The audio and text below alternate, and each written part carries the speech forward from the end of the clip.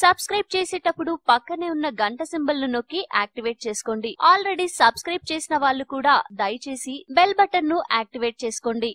మనుషులు ఏ ఒక్కరు ఒకేలాగా ఉండరు. ఒక్కొక్కరు ఒక్కోలా ఉంటారు. ఈ ధనాధన్ జీవితంలో ఎంతో మందితో మాట్లాడాల్సి ఉంటుంది. కాలేజ్, ఆఫీస్ లో డీల్ చేయాల్సి ఉంటుంది. కొందరికి కోపం ఎక్కువగా ఉంటుంది. మరికొందరు అస్సలు మాట్లాడరు. కొందరేమో ఇండివిడ్యువల్ గా ఉంటే కొందరేమో స్టూపిడ్ గా ఉంటారు. ఇలా విభిన్న వ్యక్తులను అర్థం చేసుకోవడం చాలా కష్టం. కానీ ఇలాంటి వారందరినీ కంట్రోల్ చేయడానికి చాణక్యుడు కొన్ని సూత్రాలను చెప్పాడు. అవేంటో తెలుసుకుంటే మనం వారిని కంట్రోల్లో పెట్టవచ్చునని చాణక్యుడు భావించాడు. అవేంటో ఇప్పుడు తెలుసుకుందాం. చిన్నపిల్లల విషయంలో 5 ఏళ్లు వచ్చేదాకా చాలా జాగ్రత్తగా చూసుకోవాలి. వారిపై అమితమైన ప్రేమను చూపించాలి. 10 ఏళ్లు వచ్చేసరికి చెడుగా చేస్తే మాత్రం శిక్షించకండి. 16 ఏళ్ల వయసు వస్తే వారితో స్నేహితులుగా మెలగాలి. అహంకారంతో ఉండే వారితో మర్యాదగా మసులుకోవాలి. ఇలా చేయడం వల్ల వారి మనస్సులను గెలుచుకోవచ్చు. ఎదుటి వ్యక్తి మన మాట వినడం ఎంతో ముఖ్యం. తెలివైన వారితో ఎప్పుడు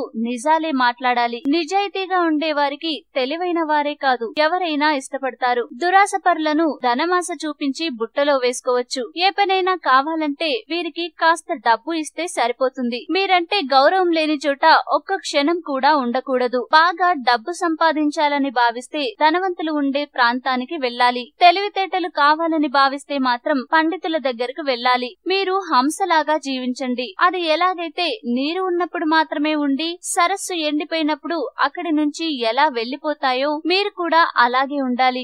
ఎక్కడ అయితే మూర్ఖులు ఉండరో, ఎక్కడైతే భార్యాభర్తలు గొడవ పడరో అక్కడ లక్ష్మీదేవి నివాసం ఉంటుంది. ఈ వీడియో మీకు నచ్చితే లైక్ చేయండి, అందరికీ షేర్ చేయండి, కానీ సబ్స్క్రైబ్ చేయడం మాత్రం మర్చిపోకండి.